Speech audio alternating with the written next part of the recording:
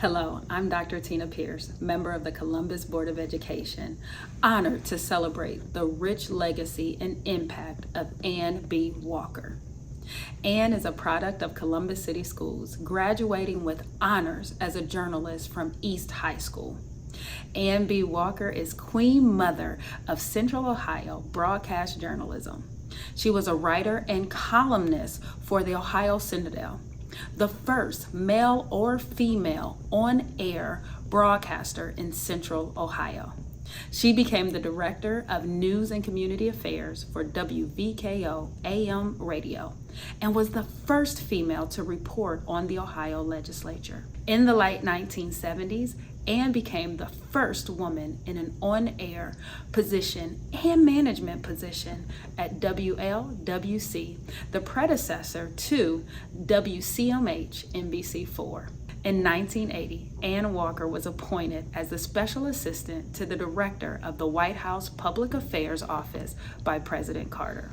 Please join me in celebrating the rich legacy and impact of Queen Mother Ann B. Walker.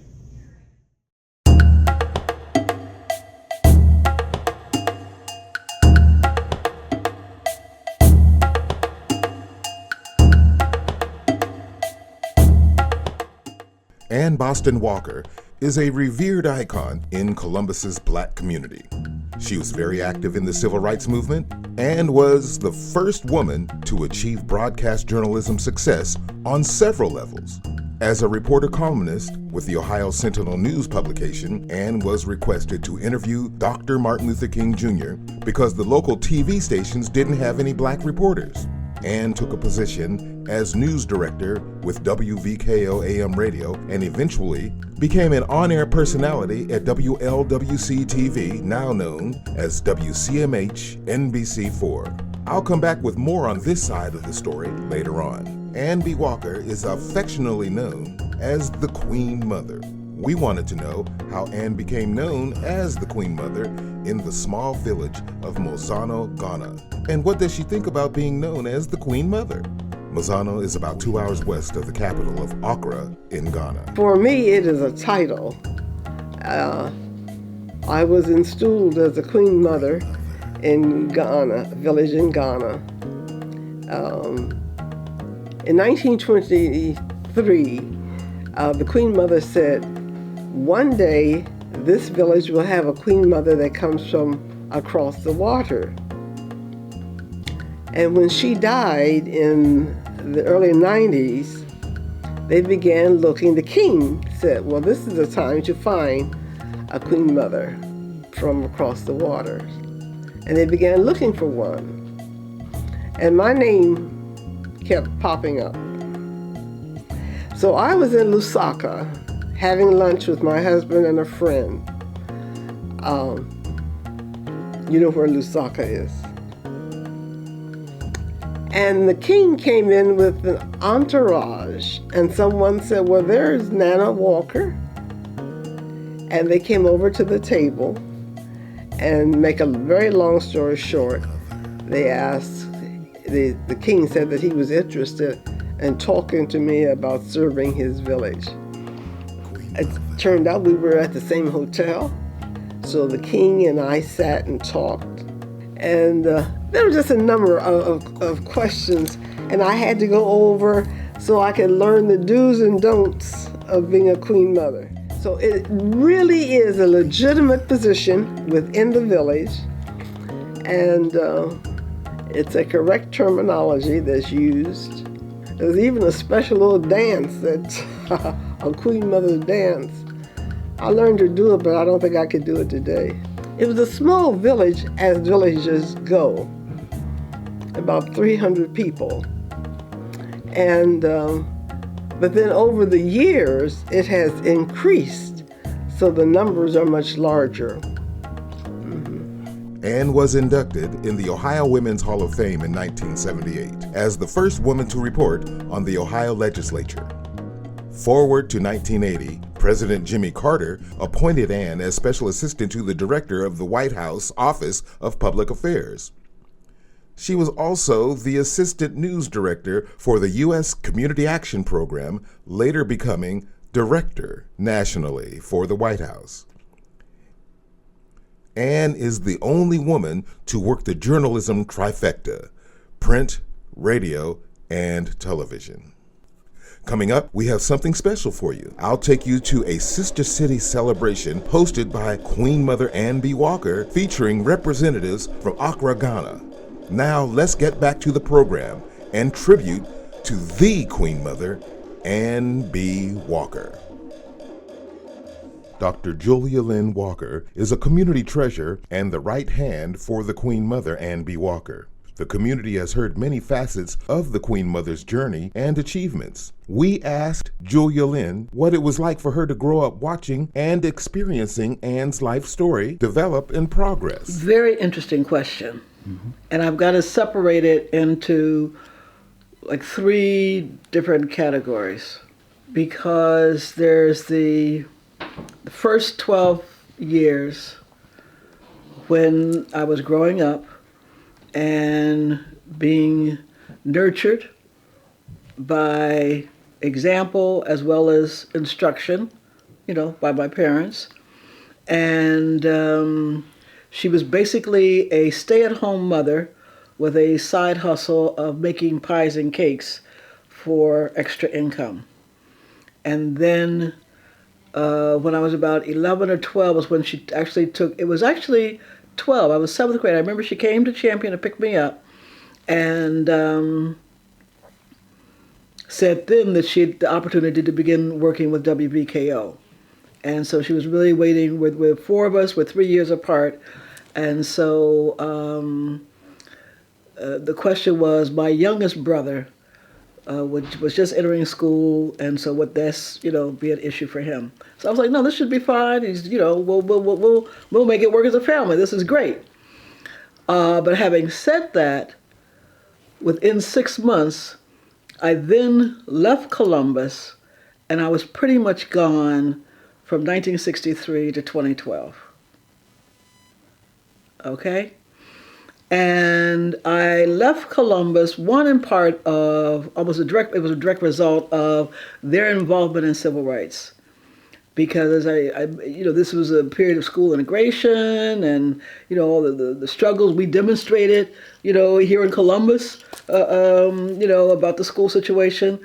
And there was a team of folk from NAACP, Urban League, and CORE at the national level who they were crisscrossing the country looking for students who could go into some of these education opportunities that were opening up.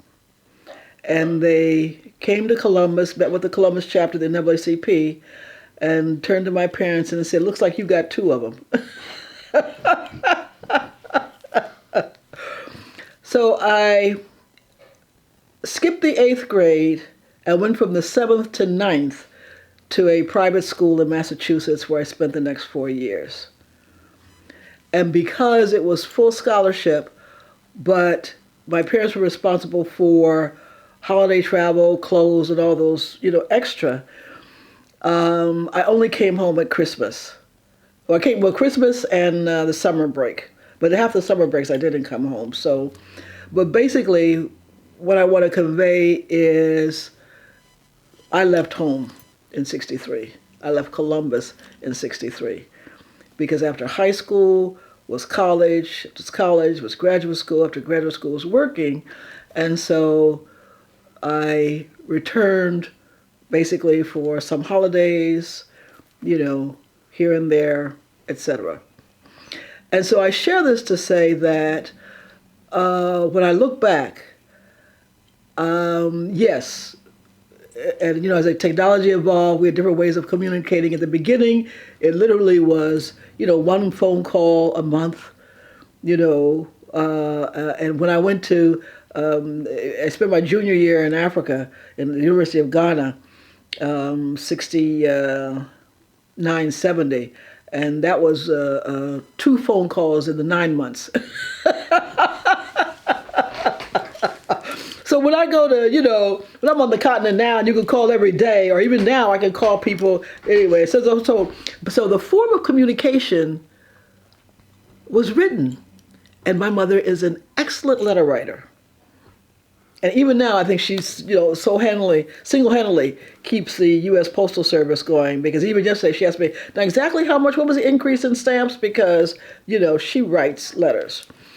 And, different times I was like, well, okay, did I get a letter? I don't care. Or what did you have to say? But when I look back, I realized the value of the communication, because she really kept me up on what was happening in the family, how things were going in the community, things that were happening with her, etc.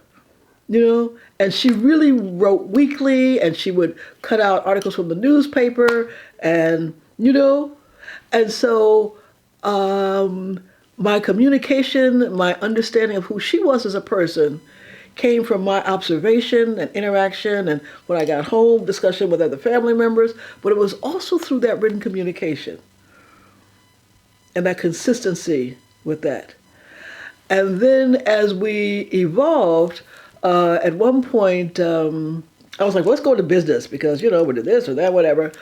And it was hard being in business with my mother, because, she knows at the end of the day, it's her way or the highway. It's still, and it was hard to convince her that I was a young professional woman, that I had graduate education and I had worked and done this and that and everything else. But as far as she was concerned, I'm still her daughter, and she's still, and I said, no, this is a business relationship, and we have to function like this. And she was like, yeah, this is what we're going to do. And so I think that lasted about 2 years. And I was like, well, let me just wait, and, we'll come back and try this again in another way. But I did make that effort to try and restructure our relationship based on how I thought she was interacting with others. And I wanted to be a part of that as well. I wanted that kind of experience and that kind of relationship.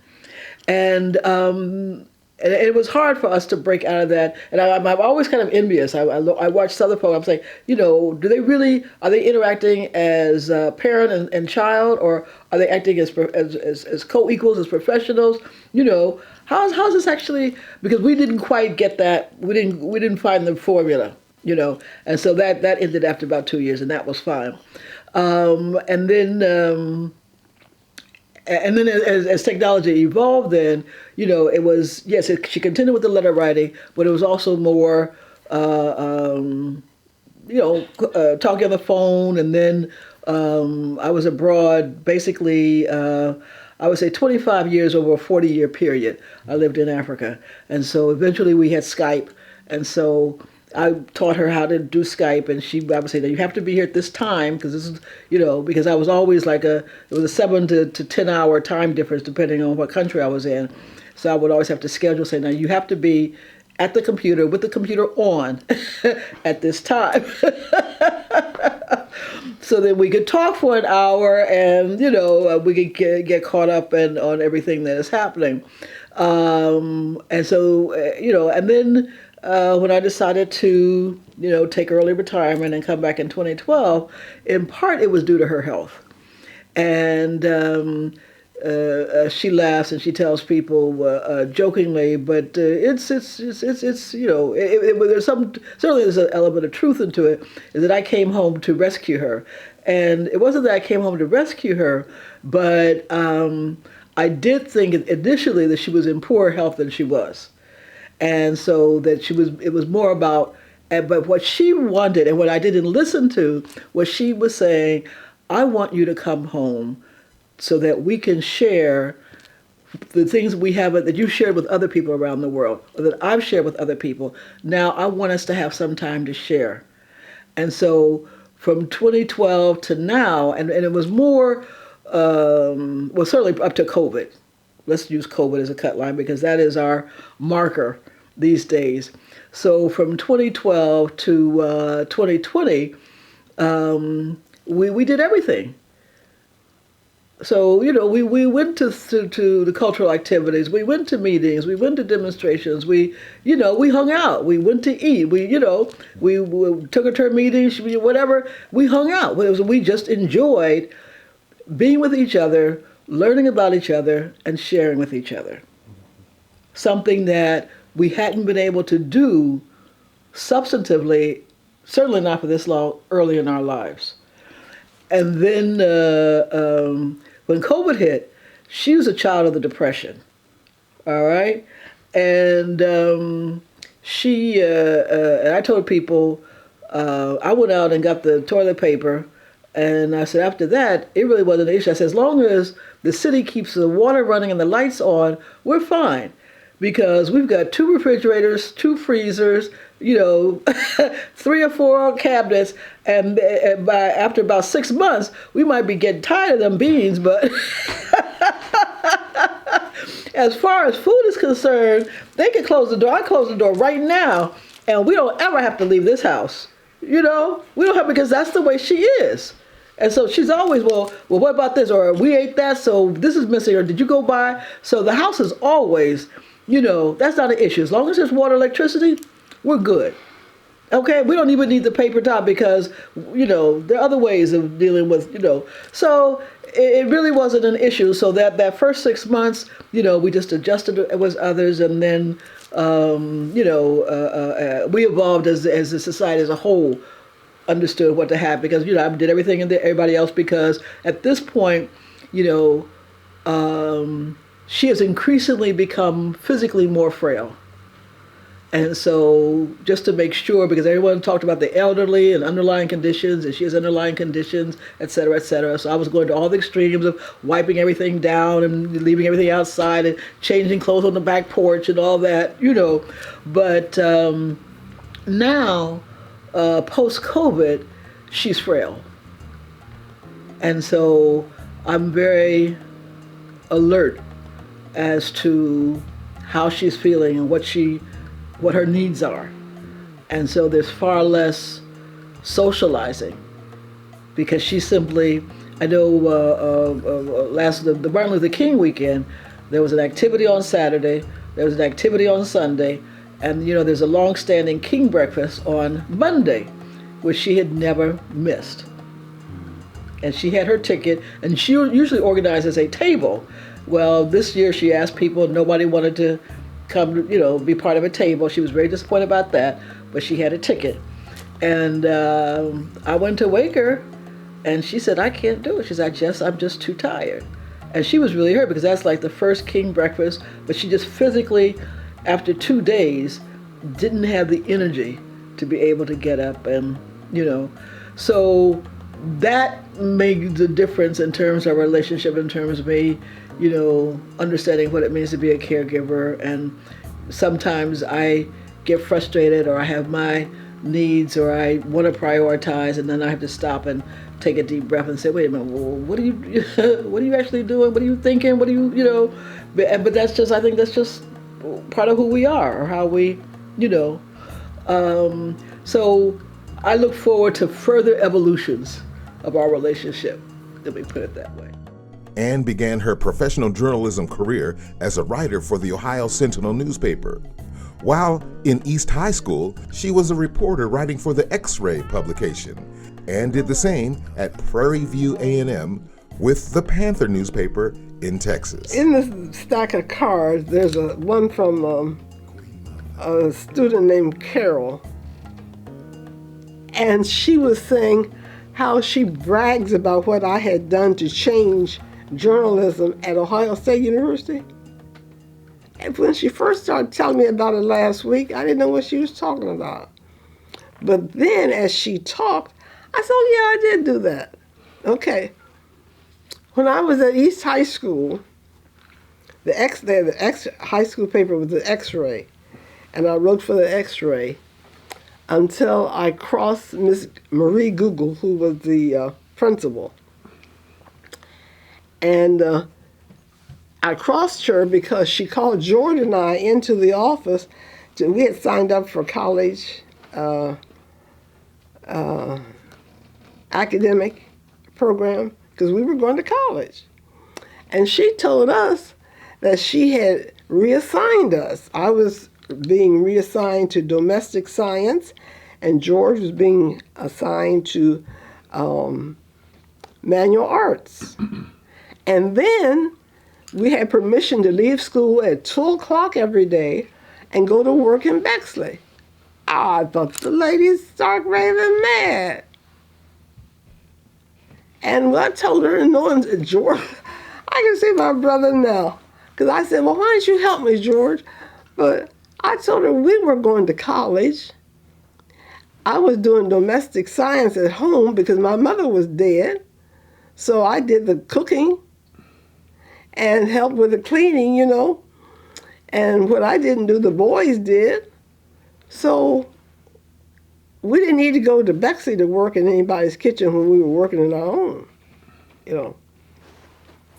So she took me off at X-ray paper as a reporter.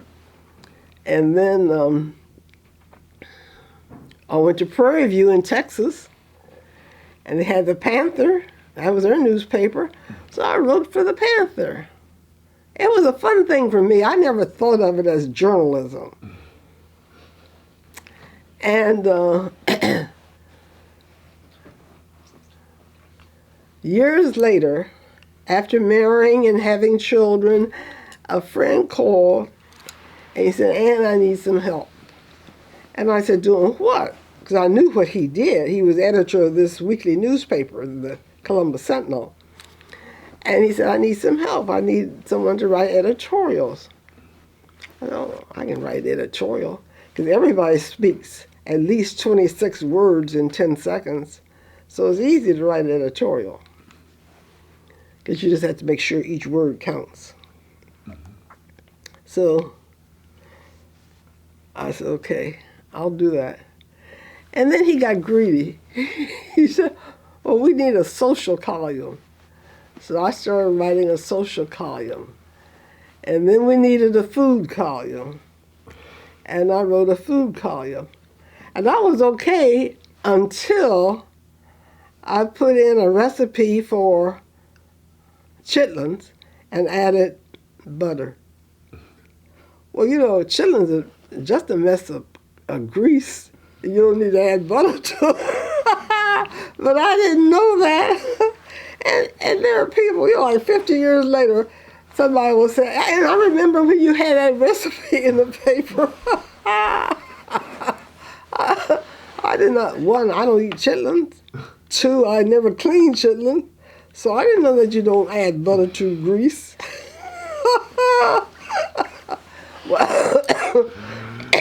But there was a woman down at Byron Bowman advertising agency, and she advertised in the Columbus Sentinel quite frequently.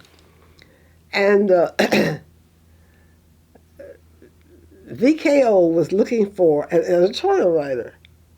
So she said, well, there's this girl out at Columbus Sentinel. You ought to talk to her, and blah, blah, blah, blah, blah. So they called me, and they wanted to know if I would write commercial copy for commercials, you know. So I could try. And I wrote a couple of pieces, and they liked it. And they said, okay, we're going to hire you. Well, it ended up that instead of hiring me to write copy, I ended up being the voice, the female voice of VKO. You know, I was still writing editorials. But what they did not know, and there was nothing to hide really, what they did not know was that I had a lawyer friend, and I would take every editorial to him. Will we be sued? Sometimes yes. He said, let's change this word or change that word. So we were never sued, and the general manager,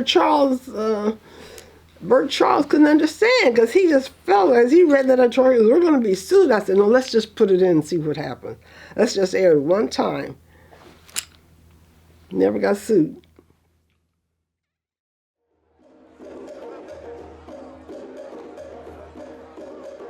Right now, here's Columbus City Council President Shannon G. Harden.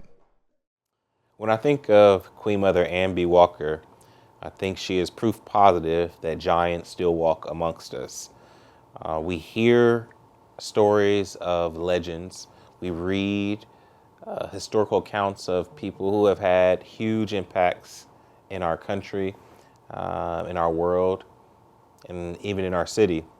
But it's not every day that you get to talk with them, sit with them, see them, and still almost in their prime, in their ability to give what they have given to so many people decades and decades ago, to still be able to give that. And for me, that is someone who walked around this building, City Hall, with power 40 years ago, 50 years ago, when no one else looked like her.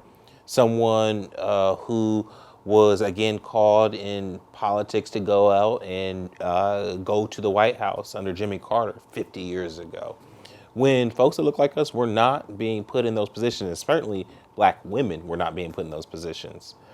So for me, it is living history, living legend, someone who is able to connect and tell the stories of how it has been, the work that they did to make it better, and then the person who can give real encouragement for right now in terms of pushing us forward, the ones who have to carry the mantle or who they pass the batons on now to push them forward for the work that we have to do now and into the future. It's amazing to have this treasure right here in Columbus. When people meet Anne, one of the comments is she has a very humble personality. We who know her well knows she has remained humble, steadfast, and committed to the community of Central Ohio. Anne has always been a benefactor and champion for those who were less fortunate. Well, I came from a background like that. I'm being humble and being appreciative of what little you had, you know.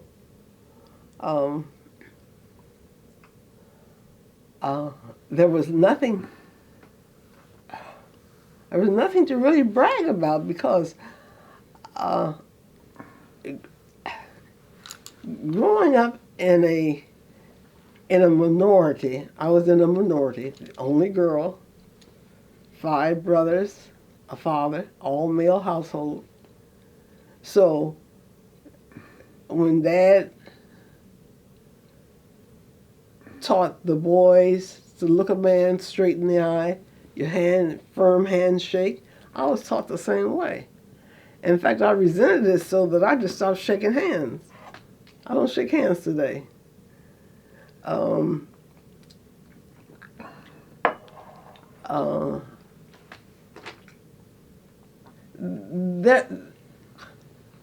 There was nothing.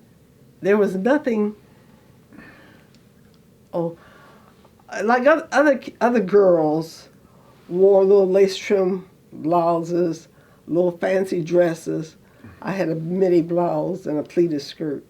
I don't wear pleated skirts today because that's what I wore. I was humble, you know. And while we were not on welfare, my brothers would go to the firehouse to get the food for people in the neighborhood who were on welfare.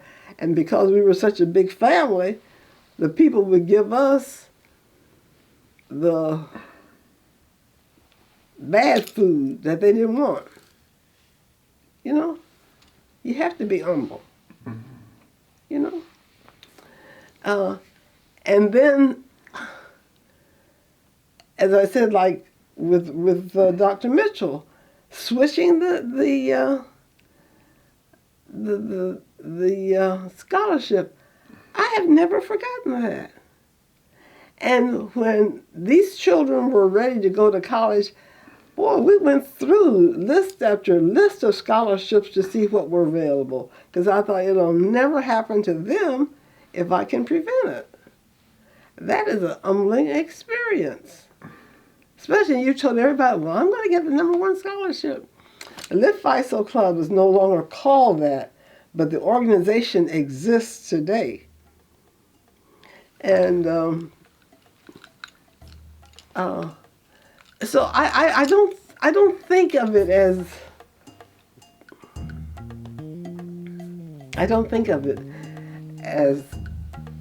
deliberately being humble. I just think that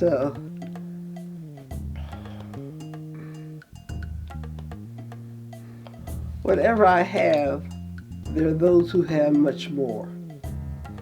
And whatever I can share, there are those who can give more. But you know what? As I just told you about Carol sending me a birthday card saying how she tells her children that had it not been for me, she would not be the professional journalist she is today. And Ohio State did not let blacks enter journalism. And those that did were primarily Africans. Because I remember one coming to me unhappy because normally when you are a senior, you could become the editor of the newspaper. And when he became a senior, they didn't let him become an editor. So I'm at Channel 4. Everybody thought because I'm at Channel 4, I can just talk and the action will follow.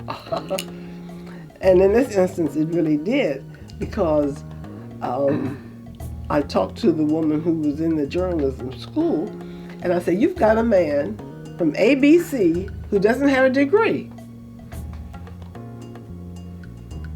And yet, here you have a student who is a senior getting his master's in journalism, and you're not letting him follow through where normally they have this experience of being the editor? And you know, I asked her like it's a dumb question. Will you please answer? Oh, Father help. Yeah, I tell you, you know, when I really think about it, I don't remember all these things people say that I have done, okay?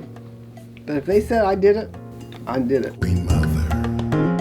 Coming up later, don't forget, we'll join the Queen Mother welcoming her fellow Ghanaian countrymen and subjects as we look back at the Sister City celebration held at the King Arts Complex, November 2015. This featured representatives from Accra, Ghana. Right now, here's the mayor of the city of Columbus, Andrew Ginther. You know, we're so proud and we celebrate Ann Walker and all of her incredible contributions to the Columbus community, a trailblazer, a journalist of the highest integrity, and someone who broke ceiling after ceiling after ceiling. But some of the greatest parts about Ann's impact, her legacy in this community, is she brought journalists along with her and behind her. It was never enough for her to be the first. She wanted to make sure she wasn't the last. And so the impact that she made at WCMH, the impact she made at WVKO, reporting on the state legislature, all these things that she did as the first, she did so exceptionally well. And with such incredible integrity, she's opened up so many more doors for women and people of color and folks that probably had been left out historically from these incredible opportunities in journalism and reporting. And she set a very high standard for holding those in power accountable on behalf of the public. She's been an incredible asset to this community, and we're so proud. We got to induct her into the Columbus Hall of Fame just a few years ago for all of her incredible contributions and the great legacy she has left for our city. We wanted to know Ann's message to the young people today to help boost their confidence and drive for success. We asked Ann what she wants the community to know about her and her life's work and service. And finally, Ann, who recently celebrated her 100th birthday, reflected in brief how she feels about her life has been lived and the many blessings received. What I said earlier, I think that they have to know who they are. You know, not be dependent on the image projected by some other group. And once they have that feeling inside of this is who I am, this you have to accept me as I am, then they're able to move out and stand strong on issues that are of importance to them. Because I'm telling you, this person will pull you this way, this one will pull you this way. You see? So you've got to know who you are within yourself. And it's a simple thing, no magic, just simple. But the young people aren't being taught that, They aren't being taught that. I'm trying to remember. There was one presentation I used to do called Don't. There are 5 don'ts, but I can't remember all of them now. But nevertheless, it's don't let others judge you. Don't let others set your standards. You see, that kind of thing. Pretty much what I've just said, that she was a woman who knew her worth and who stood for what she believed in and who was supportive in helping other folk. Because everything that goes out comes back. You know how you ever play marbles? And you shoot it and it goes out into the circle and then rolls back? Well, that's what life is. And as when we understand that, then there's no,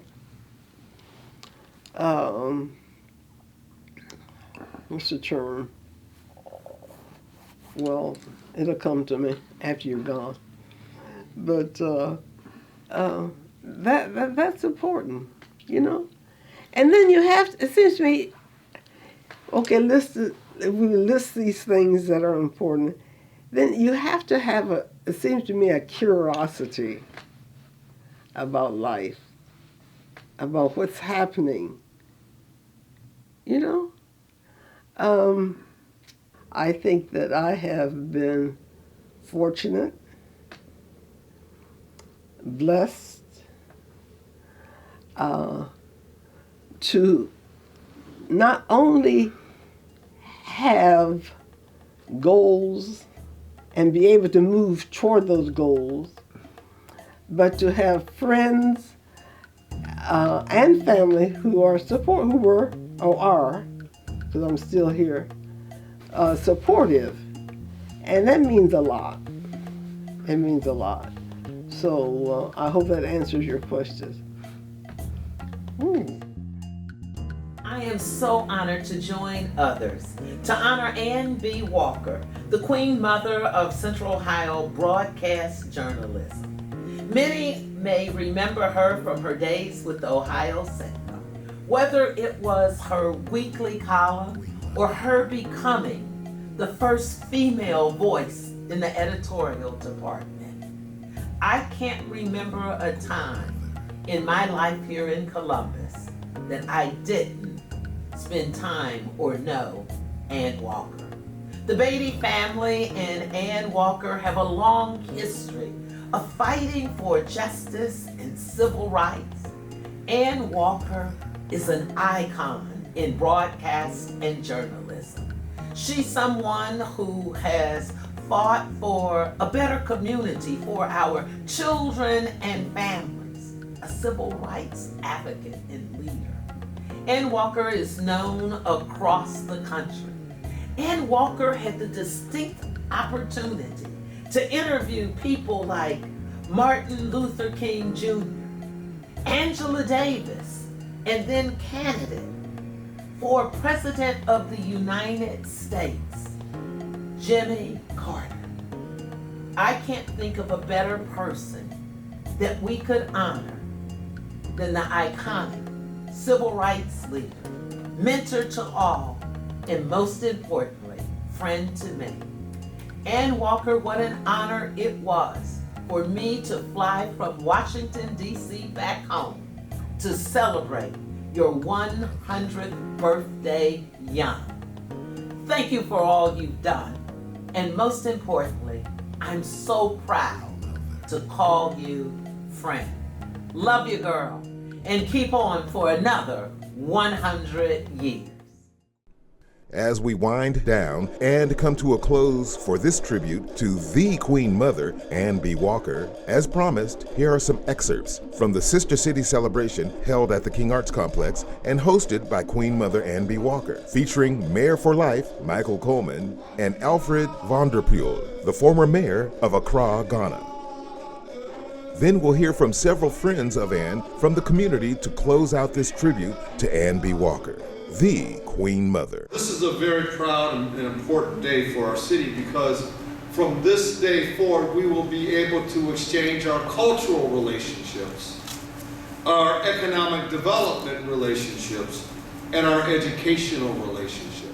On behalf of the chiefs and people of Accra, on behalf of all the wonderful people who have worked, I know it, because I kept getting phone calls, I kept getting WhatsApp, I kept getting text messages, I kept getting all kinds of messages from so many voters.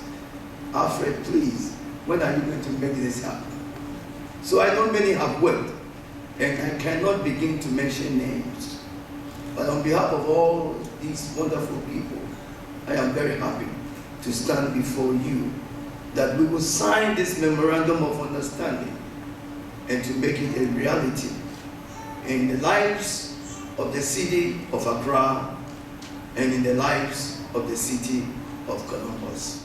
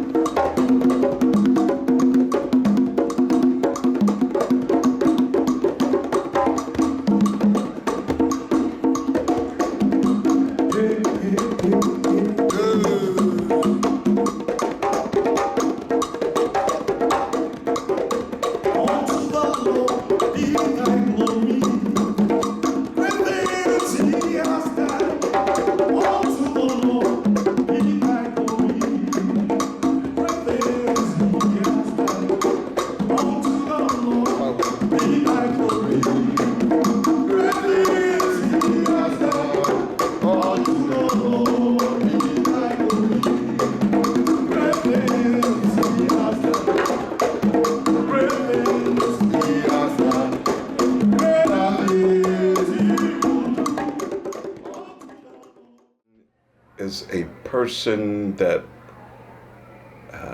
strong personality, will not take no for an answer if she feels inclined or inspired or led or motivated to a particular work.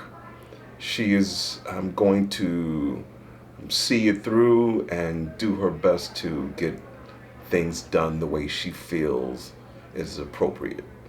I think that's the best way to say it. She is just a very strong-willed personality kind of a person.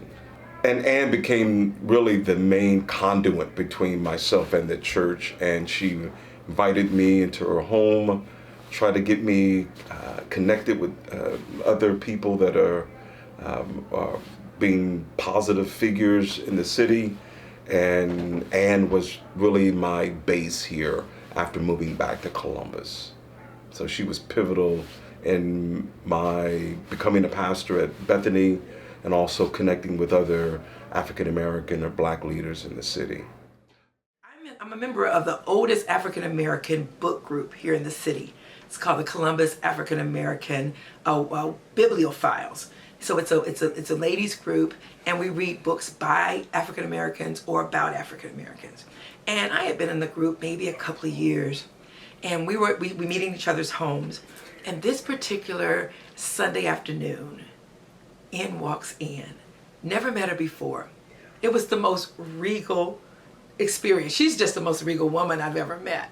You know, before I ever knew she was like called the Queen Mother or anything like that, Anne just walked into the room, and the whole room came to attention. Now, the reason why that's so significant, the women in the room are like college professors, heads of organizations, doing all kinds of amazing stuff. But when she walks into a room, she just brings this light with her. And then she knew so much about so many things. And so she would just tell you things. She would talk to you about stuff. And she was a voracious reader, and still is. I mean, still, when you go to see Anne, there's just a stack of books everywhere. And I absolutely love reading. She has helped me along the way. But my son, who is dyslexic, was just struggling in school. And Anne said, Debbie, no. You make sure the school is responsible to do what they're supposed to do for him, you got to know what the law is. And she told me. And she walked me through it. And I was able to walk into that school and say, you can either fix what's wrong with my child so that he can learn. Actually, there was nothing wrong with my child. He just learned differently. They just needed to be able to teach him differently so he could understand. But I said, but if you can't, the Marburn School could do it for about $40,000 a year. Or you can do it by buying this system that my child needs, that this teacher wants to help him with. And sure enough, within a year, my child was reading well. He's now a marketing director, doing amazing things at a corporate headquarters because she was able to walk me through that. I'm from Nigeria myself, and knowing that title is not actually what you give out frivolously. There has to be a concrete reason for somebody to be honored with a title, especially if you're not from that area. But based on what she has done, creating schools, supporting primary schools over there, I think she deserves that. So I know the more years I've got to know her, and also Julia Lynn, she is literally my surrogate mother. She's literally my surrogate mother. I enjoy talking with her. And then knowing that she has been first in so many things among black women, if not in the country, at least in Ohio, is even more inspiring. So I always tease her whenever we meet and talk that she needs to write her autobiography, but she's resisting because she says she doesn't like talking about herself. I said, well, just say we need to write it, then we'll get somebody to write it for you. And that's because she's very modest. But I think if enough of us encourage her to put that in writing, because it will be no longer about her. It will now be about history. Because, in most cases, black folks, Africans and otherwise, we are not good in telling our stories. We allow our stories to be told by Caucasians. And when they tell it, it's always not true. So I wish some of us will be able to encourage her to do that for posterity's sake. And of course, admire her when she dresses. She carries herself like a queen, and she dresses like a queen, and she deserves that title. I started watching Channel 4 as a young person. I won't say a little girl, I'll say as a young person.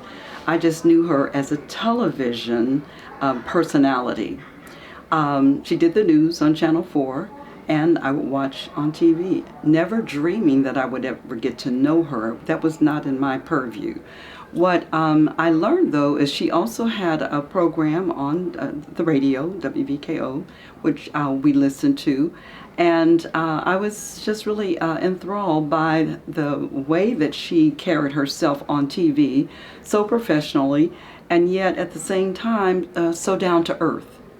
So just following her in that regard, but then and then I found out that she had gone, that she'd been invited to Washington to serve with one of our former presidents, and I thought, wow, so I wasn't the only person who saw this woman as someone who knew what she was doing, how she was saying it, how she was communicating, that she got promoted, if you will, to a national office and was able to carry on the work there. Then I learned about her work in terms of going to Africa, the fact that she was a queen, she had been installed as a queen mother, and also that, so I learned more about what she was doing in the community. So I had seen what she did, as far as communications. But now I was learning about her work in terms of making sure that people in Africa, the countries that she visited, had water, that they were, and doing the gardens and helping them to thrive in a way that was unheard of. And then I heard that she had been installed as a queen mother in Ghana. And I can't tell you all the African names of places she went and how she helped the women to start businesses and do other kinds of things. So her work wasn't just about communications, it was about helping people. Mm-hmm. And so she has done so much in that area, and little by little, as part of Alpha Kappa Alpha, AKAs, we were able to help her in terms of getting some wells established in some of those locations in Africa so people would have clean water. But Ann Walker was the catalyst for all of that. She was the one who brought the information back to the chapter and had us get involved, with AfriCare and some other things that were happening in Africa that many of us did not know anything about. The first time I met Ann Boston Walker was in the 90s, and I was teaching at East High School, and she was a parent. She had brought some African students to America and they lived at her home, and they attended East High School. So that was the very first time I met her. And then as a parent of the African students. And that year, and during that time, East High School had taken a trip to Africa, and she sponsored that. Doug Smith was the teacher who sponsored that. So I knew of her at that time. And when I came here to teach at East High School, I started in the middle of the year. I had taught in Missouri for a while. And there was one little student who was so helpful, and her name was Tia Boston. And Tia Boston is Ann's grandniece, Sarah Ann's twin brother's granddaughter. So I had several connections with her, not knowing. But I got to know her well as a sorority sister. When I first moved to Ohio, I was in the sorority, but I had not found a chapter in Columbus. But then when I did find a chapter in Columbus, and that was like 2000, then we just became very good friends, and she would invite me to teas and luncheons, because Sarah Ann likes to entertain, and to her home for Thanksgiving dinner and Christmas dinner, and so that's how I know her. We want to thank you for tuning in to this tribute to the Queen Mother, Ann B. Walker, to get a glimpse into her amazing life and legacy. We thank her family, friends, and the Central Ohio community. We also thank Mayor Andrew Ginther and his staff, Columbus City Council President Shannon Hardin and his staff, and the Honorable Congresswoman Joyce Beatty for their assistance on this worthy project. And a special thanks shout out to Dr. Tina Pierce for her introduction to this presentation. Thank you, Ann. You are truly the Queen Mother.